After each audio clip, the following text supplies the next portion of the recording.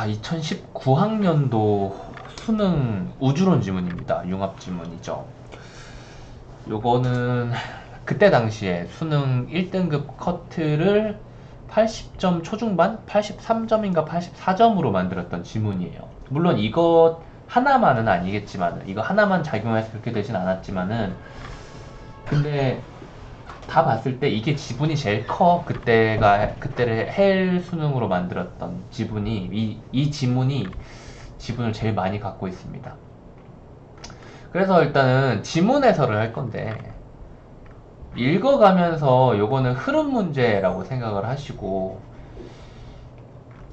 풀어주시고, 이것도 읽어가면서 풀어줄 수 있으면 풀어주면 돼요. 이건 근데 개인의 연습에 따라 되고 안 되고가 갈라지는 거니까, 일단 지문 먼저 제대로 이해하고 들어가겠다 싶으면 그냥 그렇게 하셔도 되는 거고요. 그리고 서양의 우주론 네모 쳐져 있는데, 서양의 우주론 네모가 어딨죠? 여기 앞에서죠. 앞에서부터 읽어가면서 요 문제는 풀 수도 있었겠죠. 왜냐면은 아리스토텔레스, 프톨레바이오스 이런 사람 이름이 나와 있으니까. 그리고 기억, 그리고 나와 있는 거, 기억도 나와 있는 부분 읽어주면서 푸시면 되고, 이 A 부분이 좀 앞부분에 있는데 요게 좀 어려워요. 어려워 보이는 애들은 나중으로 밀어두시는 게 좋습니다.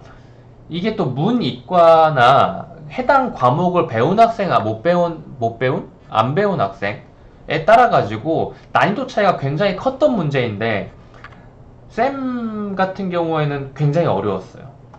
근데 이거 그냥 보자마자 바로 풀었다는 애들도 있더라고요. 이렇게 내면 안 되는데, 그치? 애초에 여기 난 뭐가 쓰였는지 아직도 몰라.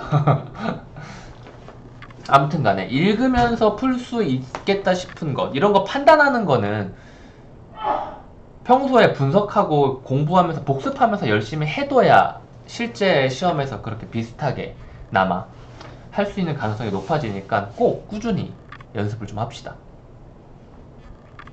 이거는 근건 여기 있고 근건 여기 있고 근건 여기 있구나. 그러면 이 문제는 이렇게 읽으면서 풀었으면 이렇게 풀렸겠네. 이런 생각, 이런 작은 깨달음들을 쌓아주셔야 돼요.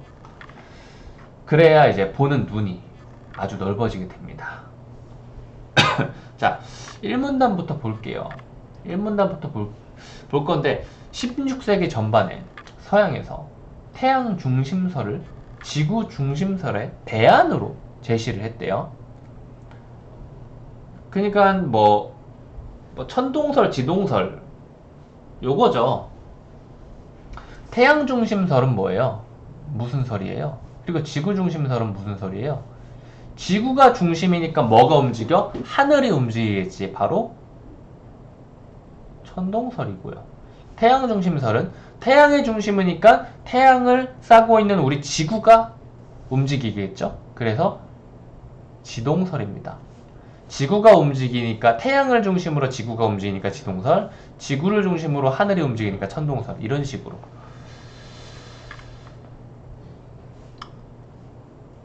그래서 천문학 분야에 개혁이 일어났대요.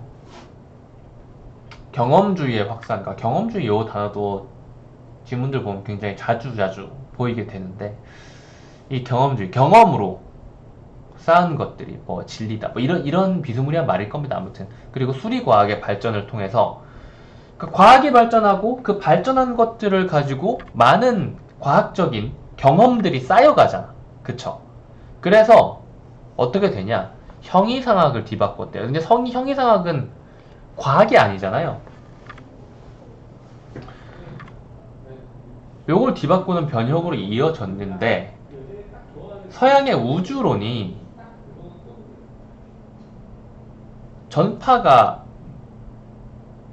중국으로 됐대요. 그래서 중국에서는 중국과 서양의 우주론을 회통하려는 시도가 전개가 되었고, 이 과정에서 자신의 지적 유산에 대한 관심, 지적 유산은 뭐예요?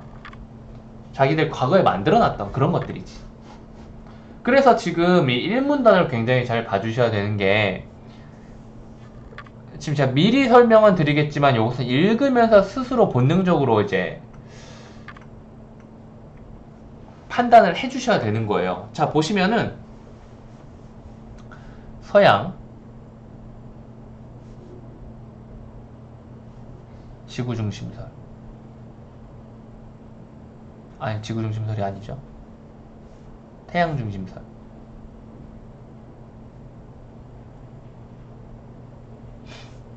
요게 개역인데 천문학뿐만이 아니라 플러스 알파로 형이상학적으로 개역이 됐대요. 그리고 요러한 바로 요 녀석이 동양으로 들어오게 돼요. 그래서 중국이죠. 그래서 원래 자기네 중국 우주론 플러스 서양 우주론을 회통하려는, 회통이라는 단어는 뭘까요? 난 딱 듣고 나서 그냥 느낌은 오지만 회통이라는 단어를 직접 딱 풀어가지고 설명해 줄 수는 없어. 근데 어찌됐건 통하게 만드는 거죠. 그리고 이 과정에서 유산에 대한 관심이 제고가 됐대요. 이걸 왜 썼냐면은 서양의 우주론이 바로 여기서 말한 요 녀석이기 때문이고요.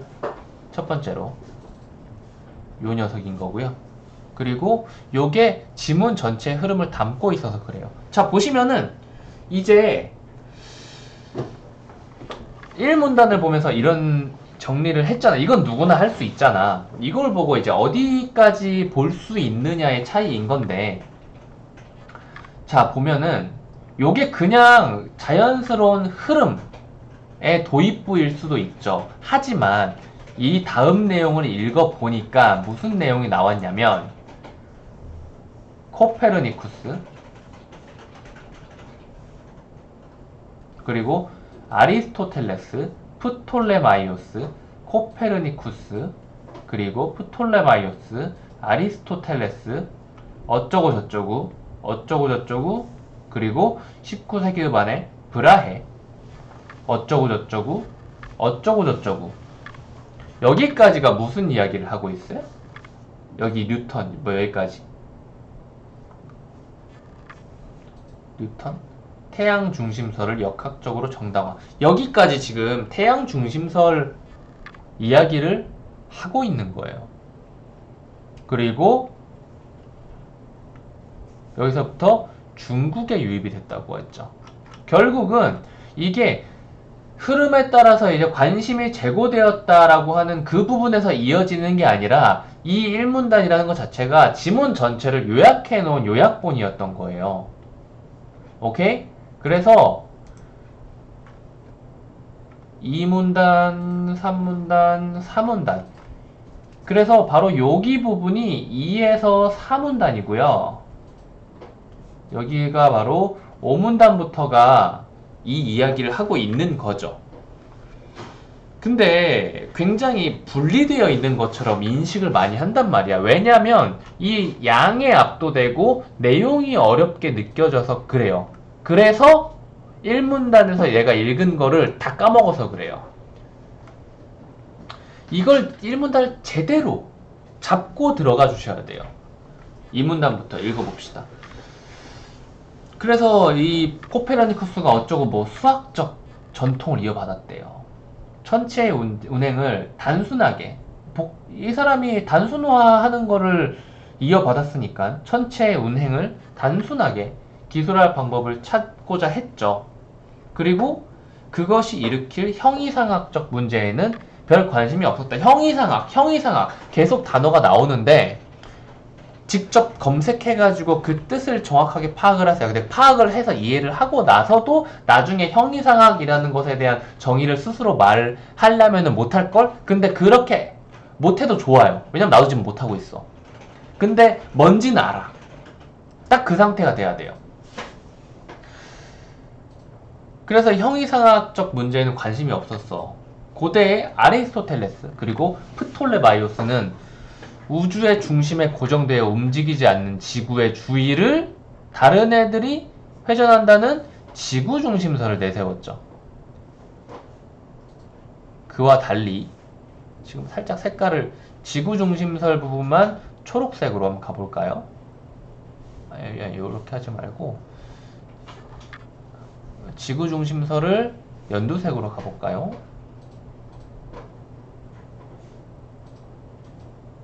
이거는 굳이 뭐 치지 마세요. 그와 달리 코페르니쿠스는 태양을 우주의 중심에 고정하고 그 주위를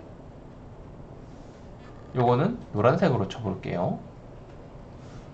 코페르니쿠스는 이렇게 했대요. 그러자 프톨레마이오스보다 훨씬 적은 수의 원으로 행성들의 가시적인 운동을 설명할 수 있었고 행성의 태양에서 멀수록 공전 주기가 길어진다는 점에서 단순성이 충족되었다. 여기까지네요. 그러나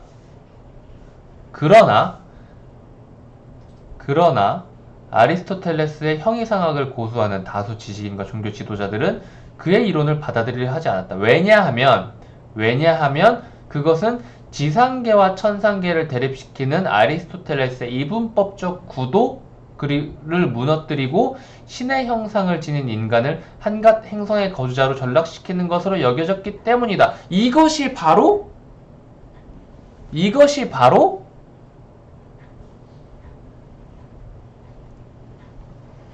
지구 중심설에서 태양 중심설로 옮겨가면서 분명히 설명이 더 잘 되지만 그 이전에 쌓여왔던 형이상학적인 어떠한 기반을 흔들기 때문에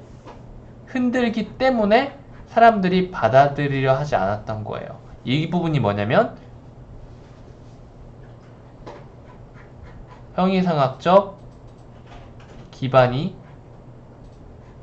흔들림. 바로 그 부분인 거예요. 일문단에서 얘기했던 형이상학을 뒤바꾸는 까지는 아니지만 형이상학을까지가 여기 나온 거지. 무슨 말인지 알겠지? 하나만 더 확대해볼까? 그래서 16세기 후반에 브라헤는 코페르니쿠스 천문학의 장점은 다시 그냥 펜으로 갑시다. 인정하면서도 코페르니쿠스가 뭐였어요? 태양을 우주 중심에 고정한다. 그쵸? 태양 중심설입니다. 이 장점을 인정을 했어요. 근데 아리스토텔레스 형이상학과 상충은 피하고 싶었어요. 왜냐면은 코페르니쿠스 천문학이 더 말이 되거든. 하지만 그 당시 사회의 기반이던 아리스토텔레스의 어떤 이론적인 세계관 같은 것은 그것도 사실 인정하고 싶었어. 그래서 우주의 중심에 좀 이러한 느낌이 나는 게 최근 기출에도 있었습니다. 고3 평가원이었나 학평이었나 그 유평이었던 것 같은데 하늘에서 뭔가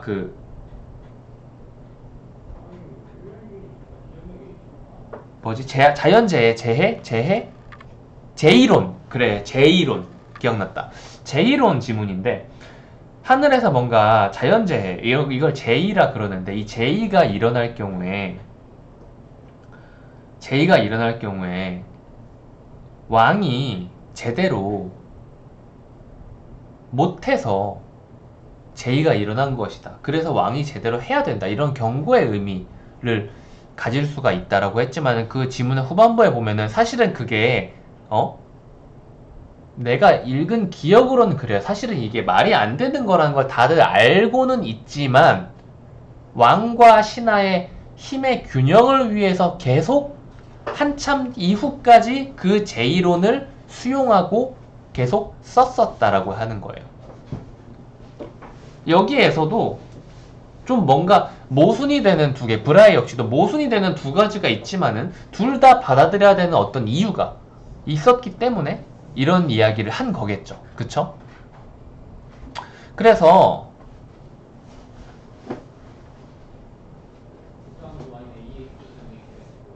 이게 웃긴 게 뭐냐면은 우주의 중심에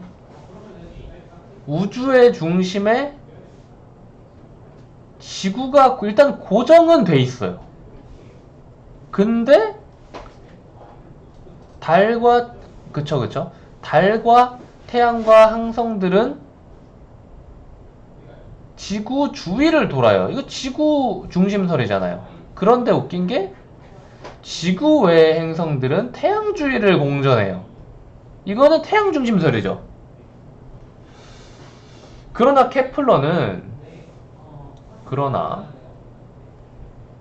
케플러는 우주의 수적인 질서를 신봉하는 형이상학인 신플라톤주의에 매료됐기 때문에 아리스토텔레스가 아니죠. 태양을 우주 중심에 케플러는 신플라톤주의 그리고 태양을 우주 중심에 배치하여 태양 중심설 단순성을 추구한 코페르니쿠스의 천문학까지가 코페르니쿠스 이야기를 하는 거죠. 그리고 받아들였다가 케플러의 입장인 거죠. 하지만 경험주의, 아까 경험주의 이야기 나왔잖아. 그는 경험주의자였기에 브라헤의 천체 관측치를 활용했대요. 왜냐? 천체 관측치는 우리 인류가 경험한 거니까. 그래서 태양 주위를 공전하는 행성의 운동 법칙들을 수립할 수가 있었대요. 우주의 단순성을 새롭게 보여주는 이 법칙들은 결국은 어떻게 됐냐? 아리스토텔레스의 형이상학을 더 이상 온전할 수는 없게 만들었다. 결국은 이 케플러 부분 모두 다 태양 중심설을 뒷받침하는 내용들이죠. 너무 많아가지고 다 밑줄 치진 않았어요. 여기까지 읽으면 이해 잘 됐지. 17세기 후반에 뉴턴은 태양 중심설을 역학적으로 정당화를 했대요. 이 이전에는 어떤 식으로? 형이상학의 어떤 기반을 흔들고 그리고 태양 주위를 공전하는 행성의 운동 법칙 정도만 수립을 했다면, 여기 부분 운동 법칙 정도만 수립을 했다면은 뉴턴은 태양 중심설을 역학적으로, 이 역학적이라는 것도 역시 제가 딱 풀어가지고 설명할 수는 없지만 여러분들은 스스로 찾아가지고 그 어떤 느낌을, 단어의 어떤 뉘앙스, 어떤 느낌을 아셔야 되는 그런 단어입니다. 역학적으로. 이것도 무슨 힘과 관련된, 학문은 아니고 힘과 관련된 어떤 이론 뭐 이런 거예요. 역학적으로 말했다는 게. 이론화, 힘과 관련해서 이론화, 뭐 중력, 마찰력 이런 걸로 이론화, 뭐 이런 걸 역학이라 그럽니다. 그래서 뉴턴은 태양 중심설을 어쨌든 역학적으로 정당화를 했습니다. 그는 만유인력 가설로부터 케플러의 행성운동 법칙, 케플러의 행성운동 법칙은 어디 있었어요? 바로 여기 있었죠. 여기로 내려온 겁니다. 그래서 이때 가정된 만유인력은 여기 이제 곱하면서, 여기 이제 읽으면서 그 문제를 풀어주셨어야 됐는데, 이 문제는 일단 읽어볼게요. 두 질점이 크기가 없고 질량이 모여있다고 보는 이론상의 물체인 거죠. 한번 그려볼까요? 두 질점이 서로, 검은색으로 해볼까요? 서로 이렇게 해야 서로 잡아당기는 거죠. 정확히 말하면은 이게 아니라 서로, 어떻게 해야 돼 이거? 서로 이쪽으로 잡아당기려는, 아니다 이거 그러니까 서로 이렇게 잡아당기려는 힘이 있다고 해봅시다. 이건 얘가 가려는 힘이 아니라 반대편에서 잡아당기려는 힘인 거예요. 이 두 질점이 서로 당기는 힘으로 그 크기는 두 질점의 질량의 곱에 비례하고 거리의 제곱에 반비례한다래요. 이 크기는 요게 A고 요게 B라면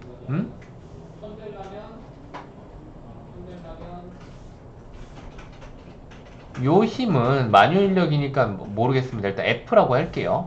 요 힘은 FA고 A가 B를 잡아당기는 힘, 얘는 FB니까 B가 A를 잡아당기는 힘인 거죠. 얘는 FA는 비례한다. 뭐에?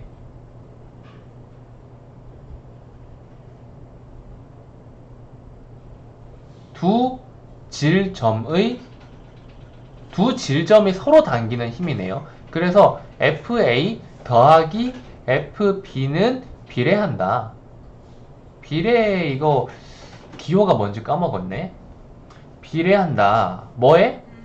제가 도울 수 있는 다른 일이 있을까요? 뭐야, 이거 왜 켜져?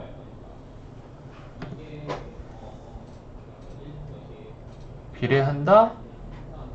두 질점의 질량의 곱에 비례하고, 그리고 반비례한다.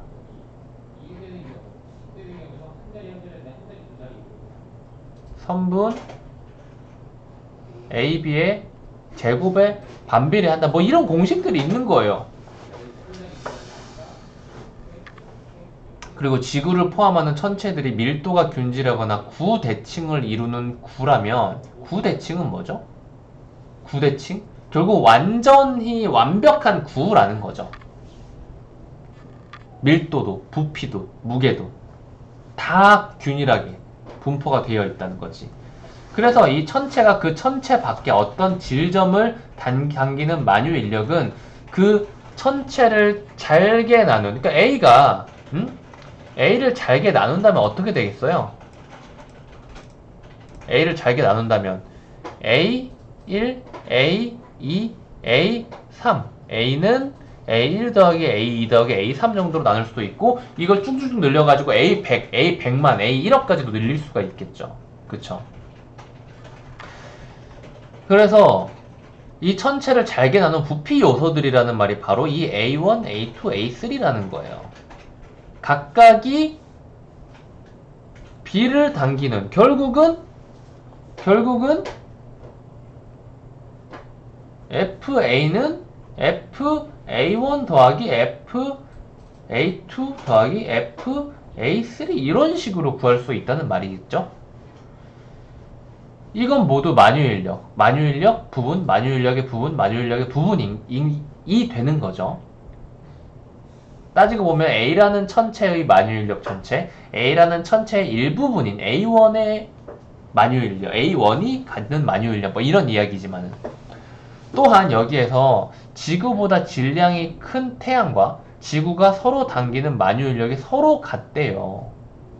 뉴턴은 이 원리를 이용하여 달의 공전 궤도와 사과의 낙하 운동 등에 관한 실측값을 연역함으로써 만유인력의 실제를 입증하였다. 결국은 요게 지금 증명이 된 거죠. 지금 이 3점짜리 보기 문제를 나도 모르게 풀고 있는 건데, 이게 만약에 A가 지구고 B가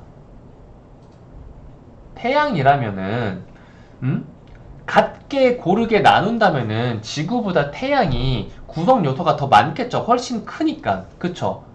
그쵸? 그러면은 태양은 FB1, 그니까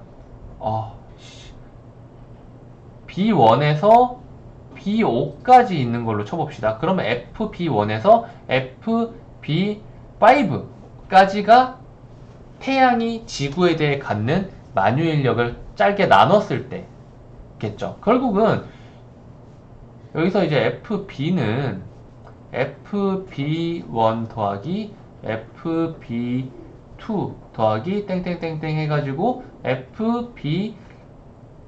FB5까지 있단 말이에요.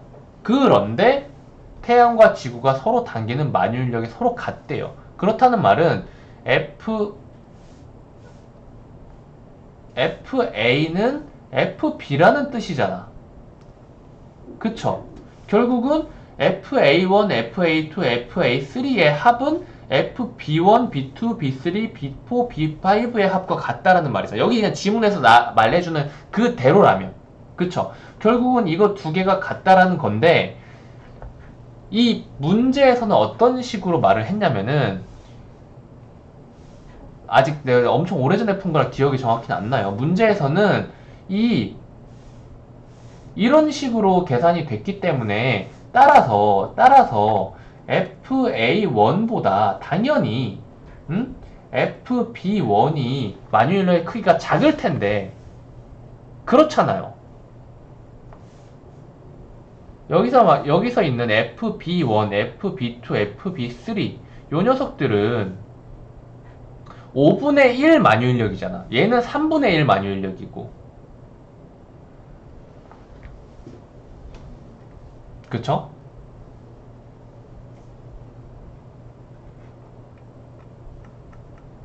지금 이 이야기 하고 있는 거예요. 태양과 지구가 서로 당기는 만유인력이 서로 같음. 이거에 착안해가지고 이런 식으로 생각할 수 있게 만들어가지고 여기에서 답이 나옵니다.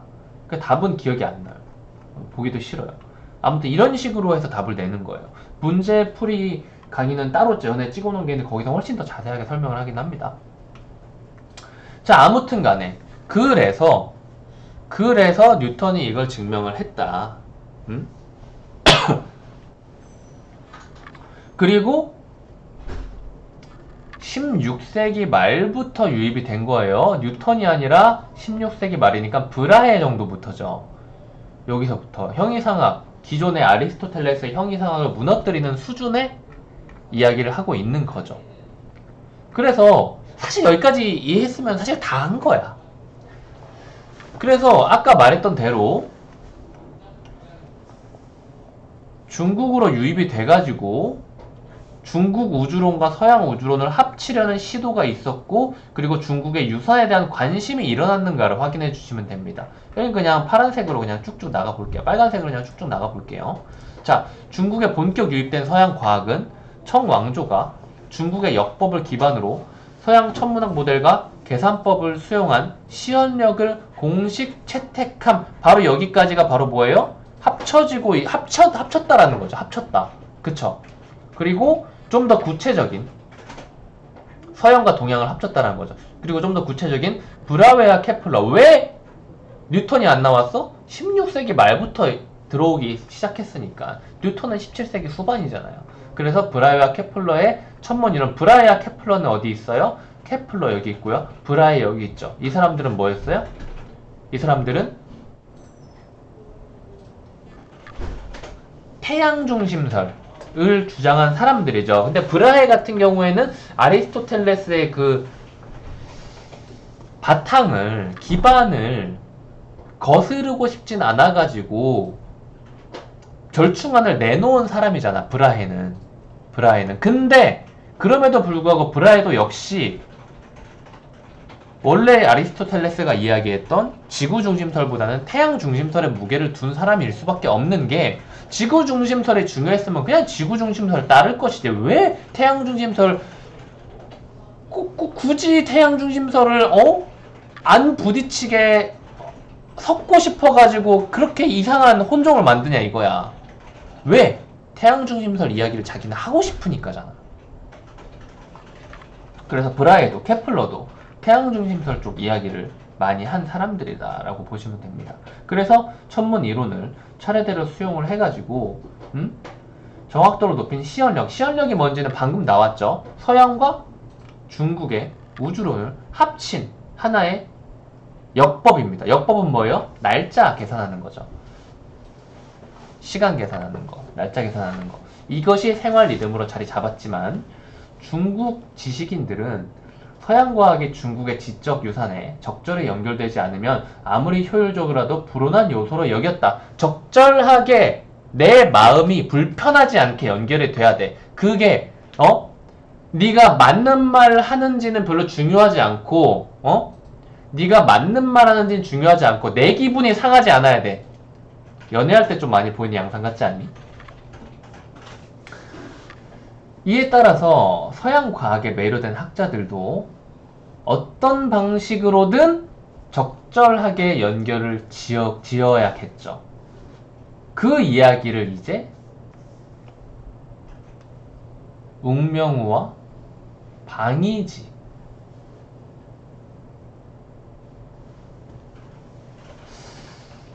하고 있겠죠. 중국 고대 문헌에 수록된 우주론에 대해서는 부정적인 태도를, 하지만 실증적인 서양 과학을 재해석한 독창적인 이론을 제시했대요. 이게 근데 뭐예요? 성리학적인 기론에 입각해설했대요. 이 성리학적인 기론은 뭐예요? 중국의 학문의 기반인 거죠. 그쵸? 그래서 브라해의 영향으로 수성과 금성이 태양주위를 회전한다는 그런 이야기를 하지만 태양의 크기에 대해서는 우리랑 잘 안 맞아. 내 기분 별로야.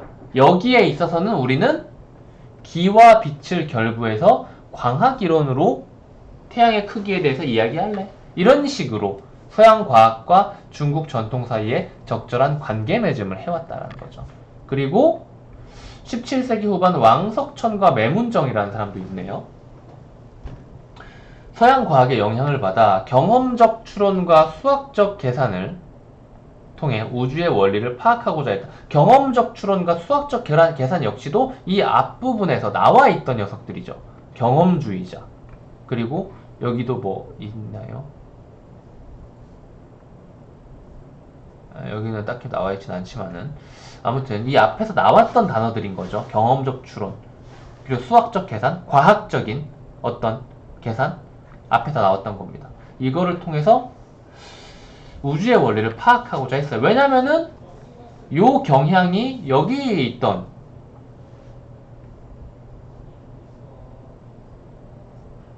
경험주의 어딨어?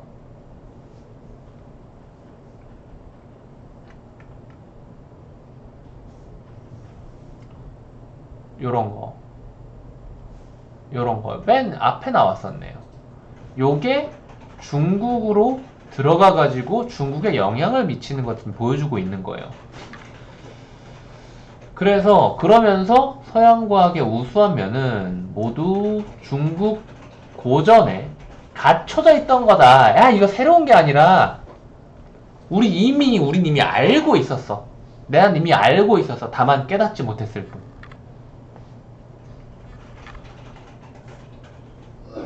그래서 웅명우, 방이지 니들 성리학 같은 곳에다가 몰두했어. 우리 그런 걸로 그렇게 의미를 부여할 필요가 없었다니까? 왜냐? 이거는 새롭고 서양에서 온 게 아니라 우리가 이미 갖추고 있던 거라고. 이미 알고 있던 거라고. 그래서 매문정은 무슨 말을 했냐? 고대 문헌에 언급된 하늘이 땅에 내 모퉁이를 가릴 수 없을 것이라는 증자겠죠? 증자의 말을 땅이 둥글다는 서양 이론과 연결했습니다. 그래서 서양 과학의 중국 기원론, 이게 무슨 말이에요? 서양의 과학은 중국에서 기원했다. 이 새끼들은 근데 이런 말 하면 안 되죠. 뭐든지 다 자기 건 줄 알아요. 중국 천문학을 중심으로 다음 문단, 서양 천문학을 회통하려는 매문정의 입장. 바로 요거죠. 바로 요거. 앞에서 우리가 봤던 바로 요 시도. 지금 순서대로죠. 순서대로 이 1문단에서 이야기한 게 하나하나 지문 전체에서 순서대로 지금 진행이 되고 있죠. 그래서 1문단을 정말 잘 잡아야 된다고 이야기를 하는 겁니다. 그래서 중국의 공식 입장으로 매문정이 채택이 됐대요. 다시 여기 읽어보면은 이 입장은 중국의 역대 지식 성과물을 망라한 총서인 사고전서에 그대로 반영이 됐대요. 요 매문정의 입장이. 이 총서의 편집자들은 고대부터 당시까지 쏟아진 천문 관원 문헌들을 정리하여 수록하였다.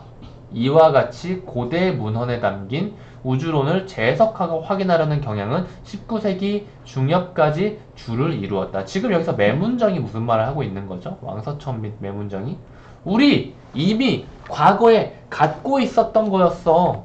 니들 새롭게 뭐 만들려고 했던 그 웅명호 방이지 니들 바보 아니야? 이런 말 하고 있는 거죠. 그러면은 이 왕석천과 매문정, 특히 매문정이 말한 우리 예전부터 갖고 있었어 라고 말할 수 있는 근거는 뭐예요? 매문정이 과거에 태어나지 않았을 텐데 뭘 근거로? 바로 중국이 그때까지 쌓아왔던 여러 가지 문헌들, 즉 지적 유산들, 고대 문헌, 중국 고전, 바로 요런 것들에 그러니까 서양의 우주론을 받아들이면서 이런 식으로 공식적으로 매문정의 입장을 채택하고 사고전서에 반영시키려고 하니까 당연히 매문정의 입장을 뒷받침해줄 수 있는 방식인 매문정의 입장은 뭐였어? 우리 이미 갖고 있었다고. 그걸 보기 위해서 과거의 기록물들에 대해서 더 깊이 연구를 했어야 되는 거죠. 그것이 바로 관심이 제고되었다라는 말로 이야기를 하는 겁니다. 결국은 이 지문의 처음부터 끝까지 전부 다 일문단에서 벗어나질 않았어요. 굉장히 잘 쓴 글입니다. 어렵게 만들고 실제로 글 자체는 완성되어 있고 여기까지 하겠습니다.